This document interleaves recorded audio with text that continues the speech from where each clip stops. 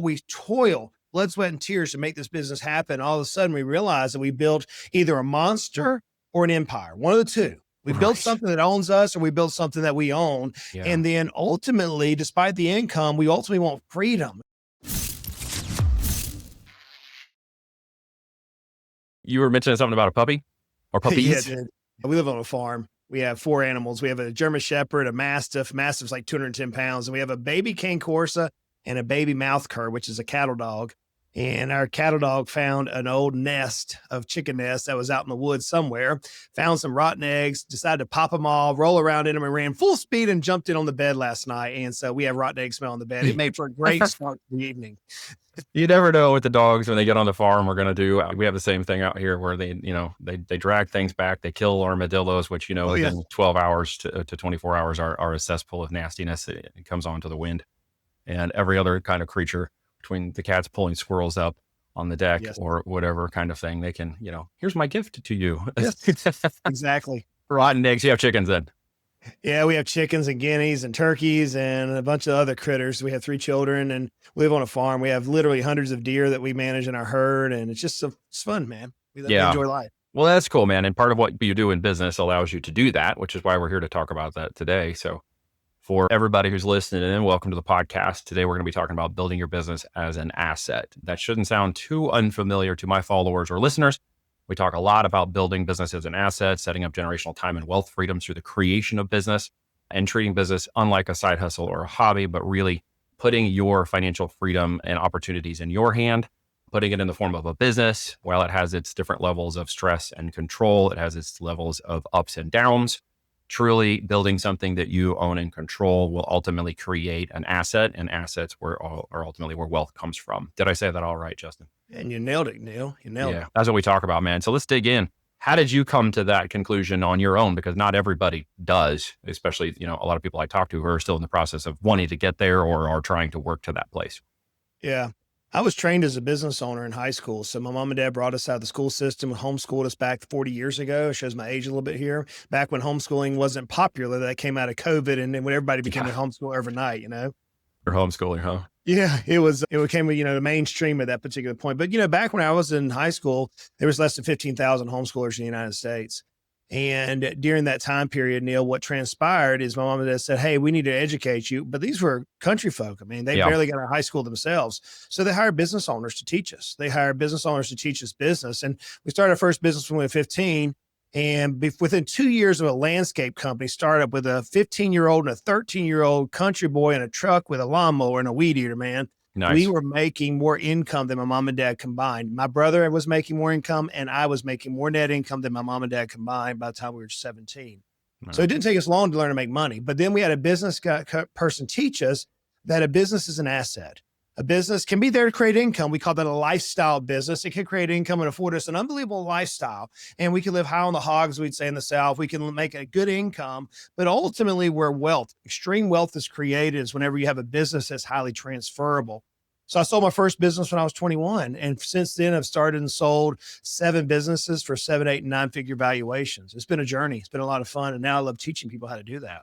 Yeah, that is a journey because it seems really simple to roll that off the tongue. I built these businesses and sold them, and I talk about it because I've done it, but you talk, when you talk because you've done it, and the end result is getting through that process rolls off the tongue pretty easy right now, but it didn't start out that way, did it?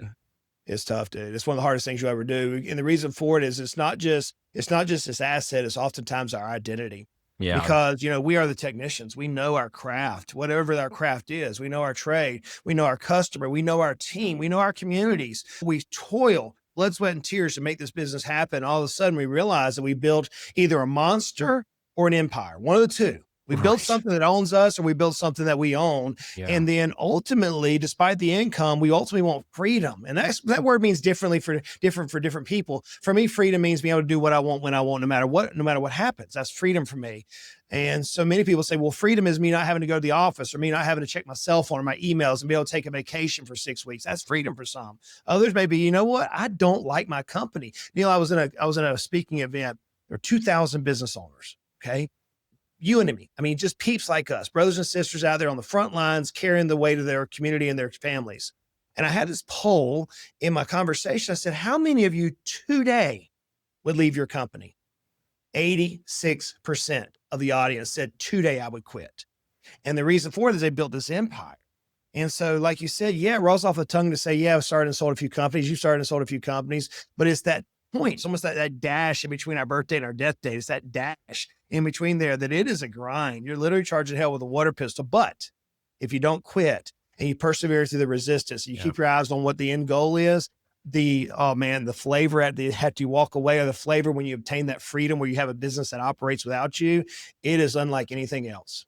Yeah, it is the purposeful grind. It's a very different purpose in building an asset, building with your family around you, building and having conversations with your kids, your wife, your significant other, than when you're building along a peer group in a corporation or other entity in which you're a part of the ultimate vision for that one, but someone else started it. It's really hard to become totally emotionally connected. And you see that with people who are starting to realize it today, as things are changing extremely fast in the world of business with the AI technologies and just the systems and infrastructure we've built for the last 20, 30, 40 years are now finally catching up with that system. And there is something I was literally talking to my girls about this yesterday as I continue to pour into them in the business conversations and life. I don't want to make them power women of the world. I want to ultimately see them become, wives and become fulfilled through their relationship as women. But I want them to know that they have confidence in what they're doing. And if they do get married, which I hope they do, they're going to be able and willing and capable of supporting emotionally, physically, mentally, the person who might go out and want to do what you and I do. Is that the same way you're teaching your wife and kids and your family, and how you're kind of structuring your conversation? Man, it sounds like we're from the same cloth, man. It sounds like we've been cut the same way. Yeah. So I was homeschooled. My wife and I we had this decision that whenever we launched our business, I'm like, look, what I enjoyed was was being alongside my mom and my dad as they taught us business. I want to have my children in our company. Yeah. And Emily and I made a decision that even though she's college educated, that she was not going to work outside the home, but she would work in our family business. And so throughout all these businesses, she has homeschooled our children. But in that homeschooling gave us liberty so that my wife could work alongside me in the company. So our children can be working alongside us in the company. And to this day, now my daughter's in college. She's earning a degree so she can own her own business. My son is about to graduate. My youngest son is in the business. And so here we are as a family unit, and they have seen dad extremely frustrated, as so many of us business owners often get. Sure. They have seen they've seen the root of success. They have seen the hard times. They've been there. In fact, next week, Neil, from the day we're recording this, next week, my entire family is going to be with my estate and tax attorney, our CPA, and my financial advisor. And we're doing our family meeting to talk about our 5 companies and how they play within our children's long-term future and how they can come a part of it. So it's amazing. A different grind, if you will, whenever you incorporate the family into the company. Yeah. It's also a different grind. It's also a different grind whenever you open up the business. And a lot of people, even though they may not homeschool their kids, even though their significant other spouse may be working at a different job, one thing you can do today is you can open up your business to your customers.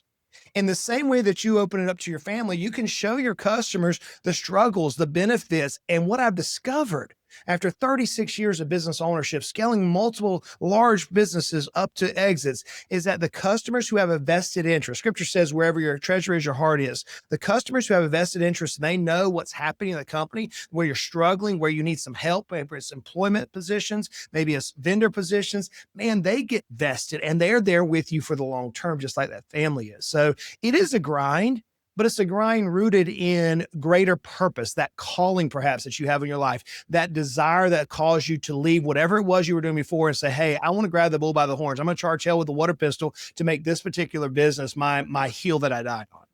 Yeah, there was a book that talks about that. And I could go through 15 different things you just said and completely resonate with every single one of them. From my wife is the only one that has a degree, and she's an RN and, by trade, and was doing that thing until we had our daughter in 2008. And then we were both like, no, I'm not leaving this baby alone. She's not leaving this baby alone. She's like, okay, she made the decision to start homeschooling them in 2008 when we had our first child. And then we had all 4 of them. And then, we've been homeschooling as a part of our family life. Yes, the kids are all apart. My oldest daughter makes videos and is in the media side of our company. I'm pulling the other ones as we go. They're learning about money. I'm even putting them through the Dave Ramsey side of it to start off with, so they can learn the basic financing of providing and selling, so that I can advance the topics beyond that into wealth management and training as they learn the fundamentals of the management of money they've got going. And we're going to start getting them their own bank accounts next and kind of showing them how that rolls as we talk about, the money and the business. So we're talking about very, very, and it's not often Justin and I get to talk at that level with guys because just not all of them see it that way or in that same place. And you are like kind of in that same place as me, right? So that's fascinating. I didn't realize that. Yeah, and that's super cool because really what we're talking about for us, I think, is a couple of things that came to my mind as I'm listening to you. First off, when I say the words blind optimism to you, what does that mean? Blind optimism. I think there's optimism. I think there's blindness. I don't see those often together. I'm just saying, I never heard that put together. Yeah. I believe that blindness means that you can't see, so you can't see at all. It's hard to see anything. As a business owner, I believe that each of us were uniquely and wonderfully made. I believe in each of our experiences that we've dealt with in life, now the 8.2 billion people in the world, has been uniquely positioned to help us accomplish whatever our mission, our calling, or our vision is. I believe that with all my heart.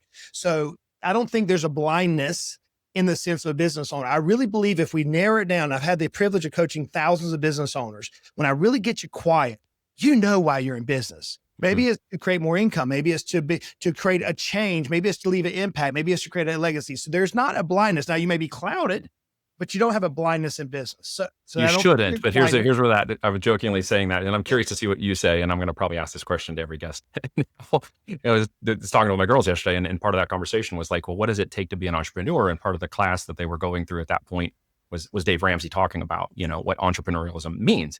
And then they asked me, what does it mean to you? And I jokingly said, well, it's blind optimism. And they laughed. And then I said, well, let me explain what that means. It means I'm not unaware of what I'm doing, what it takes to do, or where I'm going. I'm completely optimistic to the point that I've got to positions in certain businesses or certain growth where I look back and go, there's probably an easier way to do that. Or I just didn't want to see to do that. And on second thought, I probably would have never done it. Yeah. So out of full optimism, you become a little blind to the things that are around you because as a business, an entrepreneurial, a person who's continuing to create and develop and change and pivot and adapt to everything that happens in every component of a business or in our geoeconomic political world too, which is impacting business.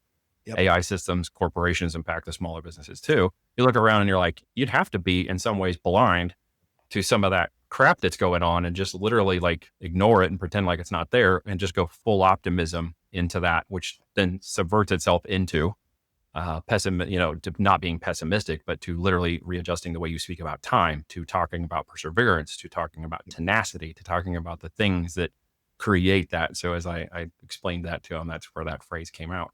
Yeah, I hear where you're coming from. The way I would say it in my vernacular, not to disagree with the blindness side, but the way I would say it is that a horse often you put blinders on so they can stay focused. See focused. Right? Yep. Whenever I had my landscape company, we got contracted to actually mow, and we actually put irrigation in a golf course and then got the golf course ready to turn over to the superintendent. And there was this one fairway that was 400 yards long plus, and you had to cut a straight line through it. And the only way you could cut a straight line through that fairway, Neil, was to pick a pine tree a mile away and focus on that pine tree. Yep. Right. Yep. So there's this blindness to everything else that's happening, but there's not a blindness to the success. We know that if we persevere through every obstacle, we know that if we persevere to that calling or that vision that we have in our life, it is going to come to fruition. The scripture says, be not deceived, God is not mocked. Whatever a person sows, you reap. Yep. If I plant corn, I'm not going to get okra. So if I plant the things in my business that's going to yield the outcome that I ultimately saw that caused me to take that first leap of faith, then it will come to fruition. It just may be not within our time frame. No, that's that purpose-driven component that you're talking about that really drives that. I will continue to that, even if I have to get off 4 off ramps, get back on 10 times and keep going. Eventually, that purpose and value will equal the outcome. Absolutely. It's like, so the optimistic side is I'm going to ride a roller coaster. I'm not going to get off some rock. It's going to be freaking amazing sometimes. And other times it's going to be death defying. It's going to scare the fire out, right? I could change for the morning or the afternoon. It does. And it's going to happen multiple times a day, high highs and low lows every time of the day. The idea about an entrepreneur, though, to answer the question that if you were asking me as a child, I would say it's like riding a roller coaster. You just don't know when it's over. You don't, and that's part of the fun, right? Of being on those. And not everybody likes roller coasters, which means in essence, business is not for everyone. And that's part of what's going on. And there's a word I think you used it earlier, but I heard it as you were speaking, and it maybe will resonate with your vernacular, which is relentless. Yeah. Just give like relentless. That's just that word. I mean, I'm not going to define the Webster side of it. It just means literally never giving up, even when others tell you should. Yeah. Right. Yeah. Relentlessness is what separates those who succeed from those who ultimately fail. When I say succeed, what I'm talking about is not in terms of dollars or in terms of accolades or notoriety. I'm talking about succeed in the purpose or the vision that you had in your early days. We all can see it. We know what it is. We may not be able to quantify it, But relentlessness is says, hey, there's an obstacle in front of me. I'm going to get through this. I don't know how.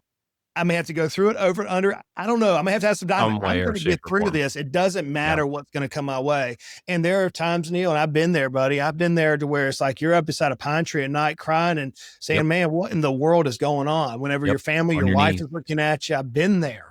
Yeah, So I've been this there. life about, you know, this idea that we often see in today's society where business owners live this glamorous life that they, you know, living on these yachts and various things. There is some of that at some point, Some but of it's that, not about the reality. 1%. Yeah. The rest of it's rented Lambos and fake screenshots for Instagram, right?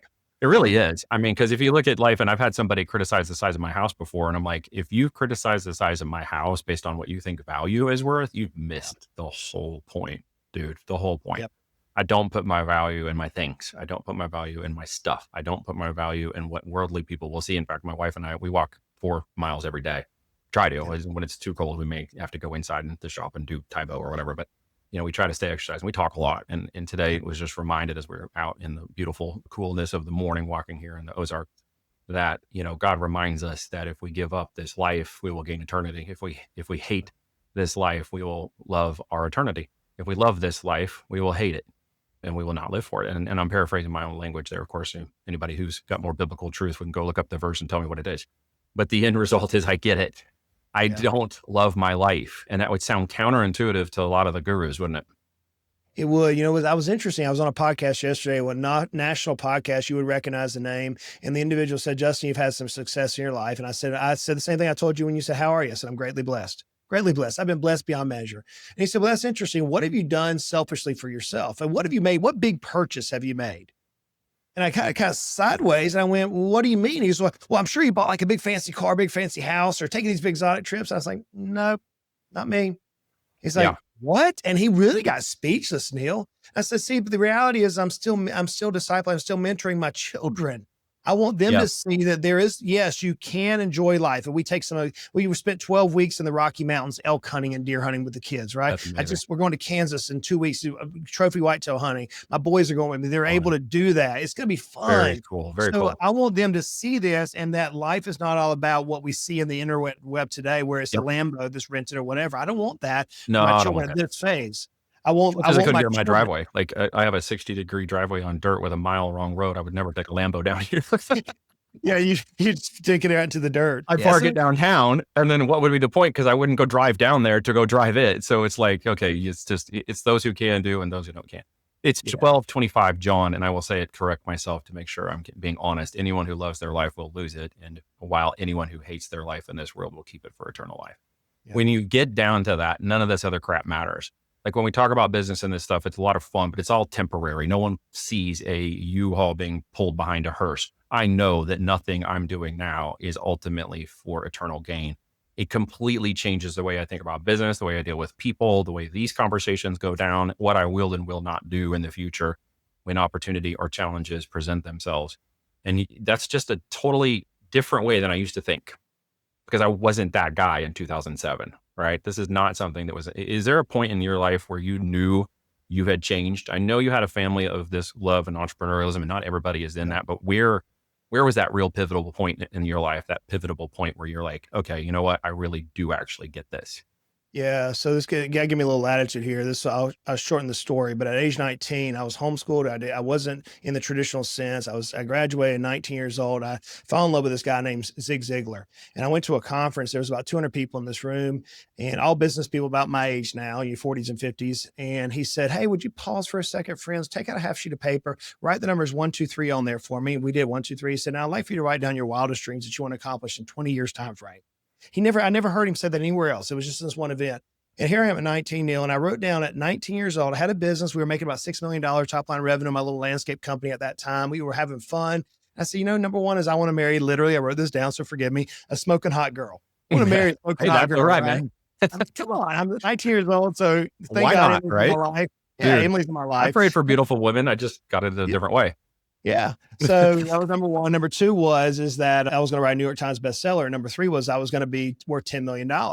Why 10 million? Because it literally had one zero more than a million. And I was like, the depth of my thought. At 36, fast forward now 14, 16 years. At 36, we had just gone through 7 years of tribulation, a hard time.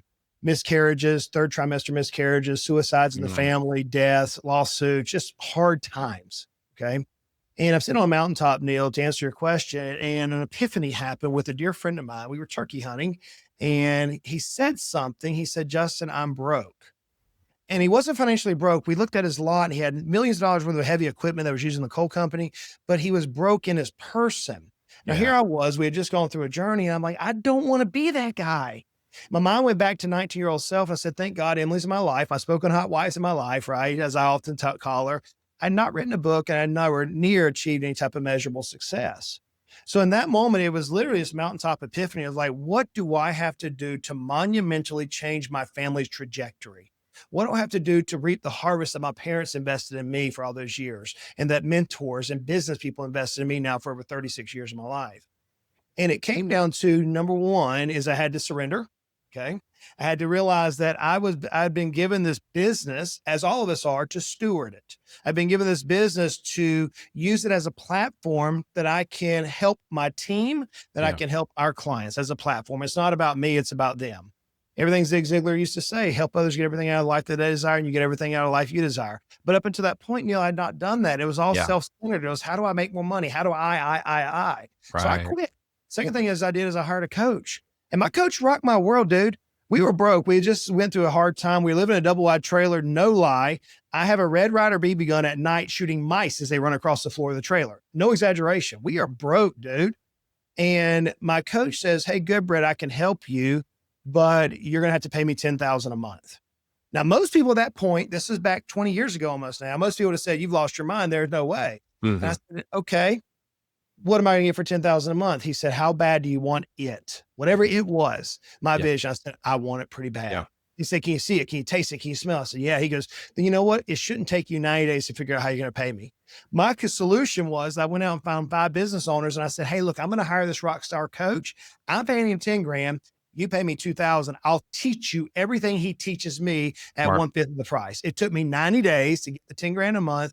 And after listening and having my coach pour my life, Neil, I realized that this platform that I'd been given to steward was ultimately the solution to help others. And that as I was helping them, it ended up building everything that Emily and I desired. Yeah, right. Purpose and value above profits. You figure out how to get the money. I know that's a hard thing for people to get. You know, the old concept of save versus, make. And I will tell you that it's easier to make money than it is to save money. And it is true. And I've heard this before from others. And, it really gets down to what do I believe I can sell to the market? And by sell, of course, ethically, morally, you're providing value, you're supporting the people. And that's impressive. And I love the concept of which you came to actually do that and the tenacity you were willing to do it. I see so many people sitting back waiting for others to do it for them. Right. And this idea of building a business becomes something by which you're owed something, right? That there's this idea, well, because you did that, you now owe me, how to do that. And, oh, by the way, I want it for free.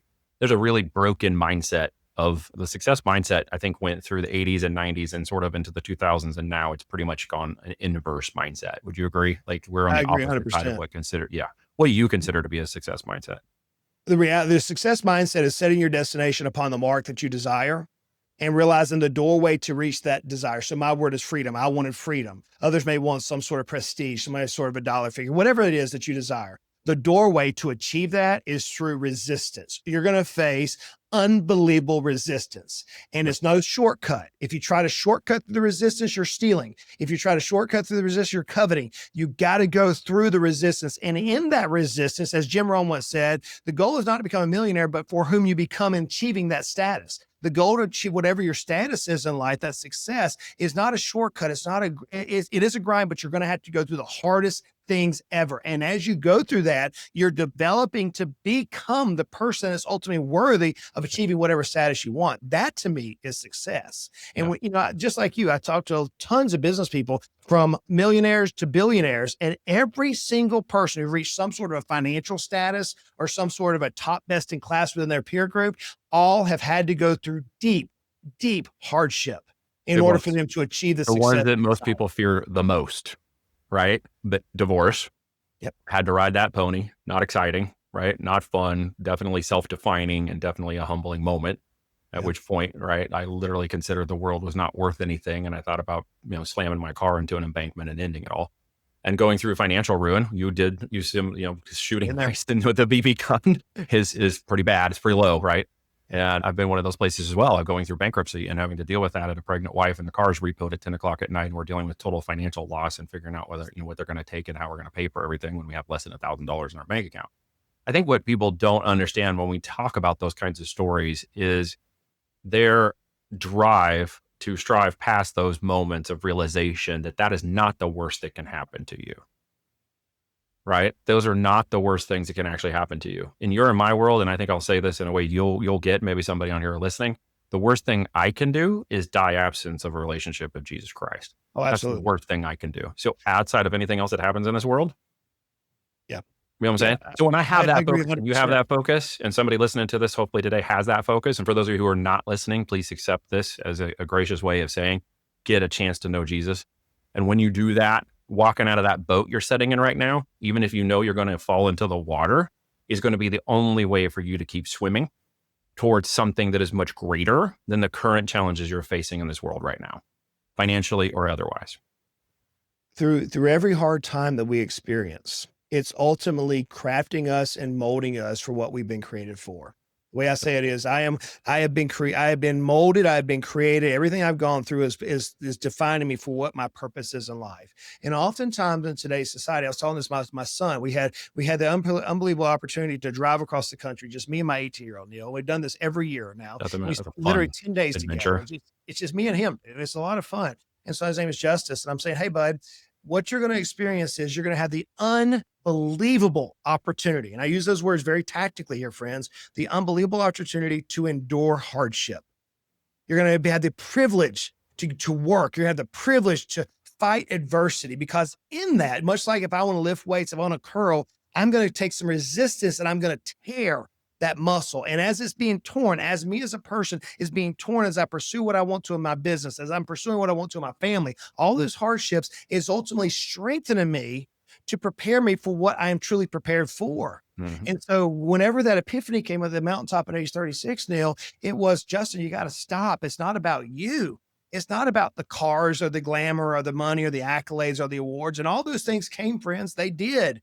But only came whenever I set my eyes on the mission that I was given and realized that everything, all those hardships was not there for me, but for me to look back and say, hey, friend, I've been there. And if this country boy born and raised on a dirt road in South Georgia and lives on a gravel road in East Tennessee now, if he can get through all that there. Just switched one dirt road for another. I mean, if I can get through that stuff, friends, with a little bit of help, a little bit of grace, you can too. The question becomes, right? And this is where we lose it, Neil.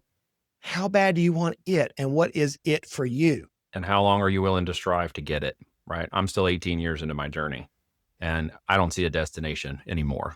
I just see forever. It's such a different way of thinking about things. I think a lot of people think their destination ends at 65, 70, 80 or something whenever their life actually ends. I think this is just part of this is part of the path of a much larger destination that goes on forever. And it's a different way of thinking about it. I know not everybody accepts that, but I think about that in terms of the way I deal with business. So nothing is considered short term. Does that make sense? Nothing is considered, an opportunity that can't be passed. Correct. Yeah. You change that when you start thinking bigger. Ed Milet made this statement. I heard him on conference not too long ago, and he said, most of us think so small. And I looked at him as he was on stage, and I said, man, I don't think I think small.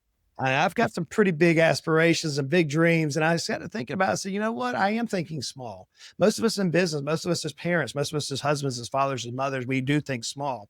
Whenever I sit back now at this phase of life, someone asked me in a podcast, well, Justin, why do you even go to work anymore? And it's like, because I believe there is a best version of each of ourselves. There's a version that is as near to perfect as possible. I believe that we won't attain it this side of heaven, but I believe that God has made us uniquely and wonderfully, and there is something that is His perfect will for our life. I believe that with all my heart, Neil. And wouldn't it be a shame if I sat back on my blessed assurance and said, you know what, I'm not willing to mold or to move forward anymore. And I now get to eternity and I meet God and I'm like, hey, here's a version of Justin that was everything you could have been. And here's what you settled for.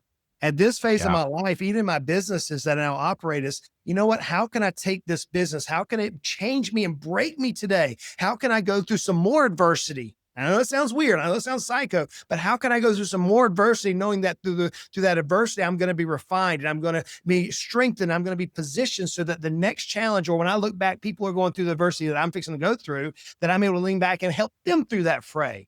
That to me, almost like we had in high school, Neil, I don't know if you play sports, but whenever my coach he would say, hey, leave it on the field. Leave it on the field. Mm-hmm. A gentleman by the name of Dr. Miles Monroe. He's an African-American gentleman who very well spoken. He's got some powerful books. He said it this way. He said, the saddest place in all the world is a cemetery, not because somebody died. That's the part of life, but because their dreams, their aspirations, their wisdom often died with them. I want it, Neil, whenever I face my day, whatever that day is, whether it be tomorrow, or it be 25, 30, 40 years from now, whatever that day is, that first of all, my wife and my kids said, man, Dad, he gave everything. Everything. Yep, I want that. Yep. And then I want it to where the people that I've had the honor and privilege to serve says, you know what? I am better because that man and that woman sacrificed their lives, went through adversity, and then shared it back to us so that we can achieve more. Whenever a business owner achieves that level of clarity, that level of servitude, that level of sacrifice, and all these things shall be added unto you. Okay. That's Jesus' exact word. Whatever we desire, it's coming. It may not be here tomorrow, but it is going to come because you change our eyes from everything we desire to ultimately putting ourselves in alignment with what we were created for. For the will of what you can do. And I think that's right, because I think a lot of us are selling ourselves short in what we're currently doing. And we know there are things we could be doing. And the challenge is to get past that idea that you're somehow thinking better of yourself than others. I think I hear this with a lot of people. It's like, I'm doing okay. Things are great. Why would I change it?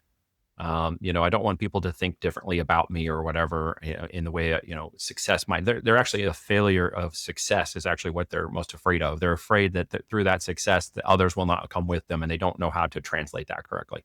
And so they pull back, they push into that scarcity, they push into that fear, and they don't take any risks, and they do excuses for every opportunity that comes along and never take an opportunity to risk. And so they're stuck somewhere between what we call the Hell Island and Heaven Island.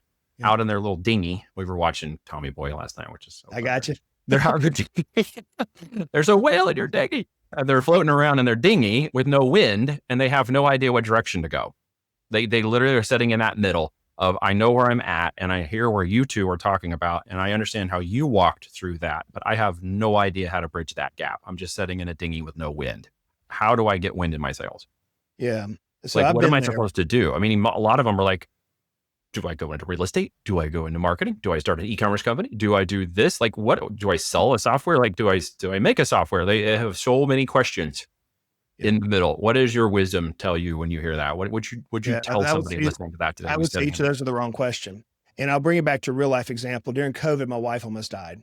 We had a 12% chance that she was going to live, dude. We had the conversations with our attorney around the table that Mama's not coming home from the hospital, guys. Let's make our plans. We had that conversation. Now, thank God, a miracle happened. She's healthy today. She's the best friend ever.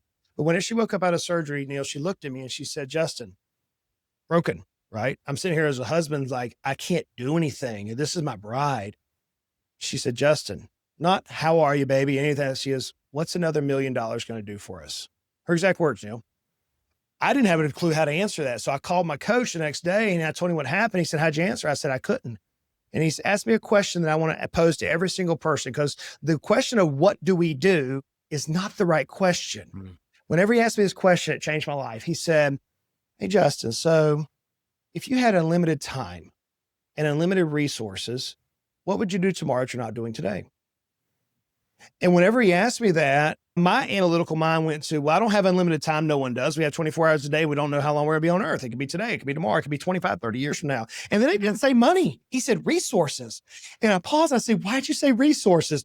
Resources could mean your talent, your ability, your friends, your connections. It could be a number of things, not just money. He said, exactly. If you had unlimited time and unlimited resources, what would you do tomorrow that you're not doing today? So I take us back to 86% of the audience said I would not be in my business, because they've tried to pursue their success or their calling through an activity of what do I do? And that's why so many of us are miserable. And that's why so many of us honestly are broke financially, spiritually, emotionally, physically. We're broken.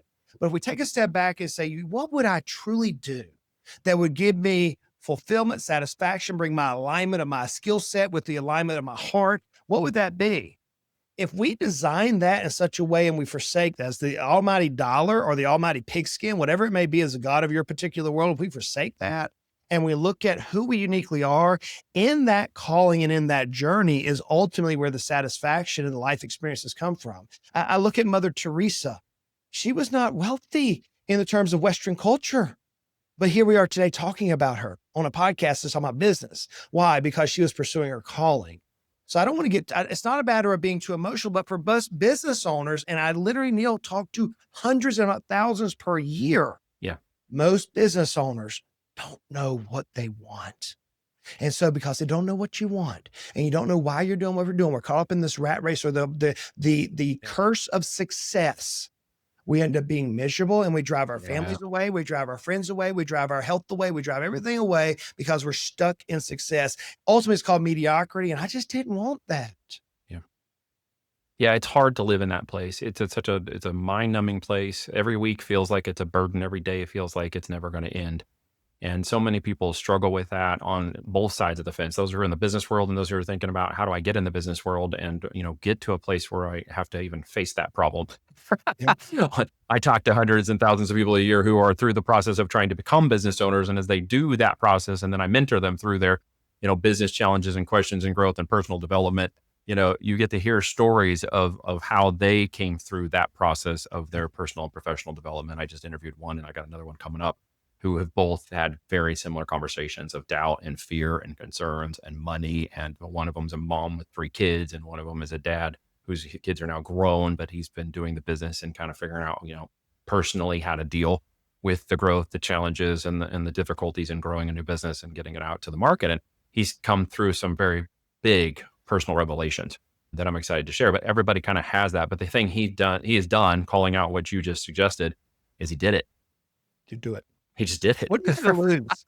What did he have to lose? Well, he has everything to gain, right? If he does, and nothing to lose. And if it doesn't work, you're not a failure. I think that so many people are so afraid of being called a failure that they don't take it as I'm a failure. Like I own that as a badge of honor. Like that's okay. I'm a failure with small successes over here and over here, but a multitude of failures that got me there. So if you can embrace that concept, anybody listening to this, you will probably start to recognize the change in the language that you probably have heard today that you would like to speak, but you just aren't. Justin's doing a good job of articulating how that language should change. And if you've been listening to what he's saying, it's a lot about how he speaks intentionally, right? You're speaking intentionally. Is this what, if they go to Justin Goodbread, I'm going to throw it up and they check out your Decamillionaire podcast, is this the kind of things they're going to hear over there? Absolutely. What we're going to talk about is how a business owner can grow their business to a valuation of $10 million or greater. And it's an important conversation to have, Neil, because most business owners don't realize how much money they need in order to sustain their lifestyle. Let's say that we do hit the magical mark of $250,000 take on pay, which is what most business owners strive for today, $25,000 a month. By the time we figure out how much money is going through our business in terms of insurances and trips and cars and all the things we run through the companies, we end up making in an equivalent of a W-2 employee, $300,000, $400,000, $500,000 a year. That's common in small business place. But then we realized that, hey, you're going to have roughly $10 million in a bank account, earning 5% to provide you the same lifestyle you have right now. It puts a dichotomy up to where it's like, oh my goodness, I do now have to build a business that is highly valuable and transferable versus just me living high off the hog, just taking this high income. So on the podcast, what we talk about literally every week is we're interviewing people who've achieved Decamillionaire status, walk through their journey, walk exactly what they did. We've got to get really granular with them. And then when we don't have guests, I'm actually sharing things where I've coached literally thousands of business owners to double or triple the value of their company as little as 18 months the purpose of creating an asset called a business. So that's what they'll learn on the podcast. Excellent. Well, guys, I encourage you to go check it out. Dude, we could talk for another hour, but we've covered so much on this podcast. I didn't expect that this is where the conversation was going to go. And so I feel blessed being on this conversation with you today. Man, thanks for having me, Neil. It's been fun. It's like another brother I can talk to. We got more to talk about, dude. I don't think we're done by any measure. So guys, check it out. Smash that subscribe button, go over and check out the Decamillionaire podcast. I would encourage you. There's a lot of good things that hopefully you took away from this podcast today, that you can apply to your life literally today that you're listening to this. If you got to pull over on the side of the road, if you got to, get down on your knees, if you got to humble yourself in your situation and start taking some real calculated risks for the future of your opportunity, if you're listening to this today, we would encourage you, both of us, I believe, to do that. to take whatever risk is necessary, do it in the best way possible, with the least amount of problems that you can make for your life or your family in the process. But if you never try, you're going to fail because you never tried to fail in the first place. So you might as well give it a shot and figure out what you're going to do. Or if you're in the business of being in business and you need a way to get out of every kind of single minutia and detail you're involved in, then you need to be listening to this podcast and the Deca Millionaire podcast and find a way through those challenges. We've come through them. I don't run everything in this business.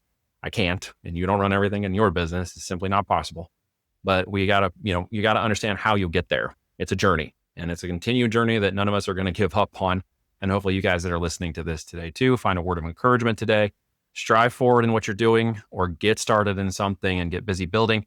Don't be a victim of your life, right? If you're out there in the W-2 world like I was and your number gets called, don't be a victim, right? Take the opportunity and maybe decide to take that opportunity before your number gets called, because that's happening a lot right now. And I don't think it's going to slow down in the coming year. So with all that said, we'll catch you on another podcast, because I'm going to have you come back sometime. All right. Sounds good. All right, brother. Take care.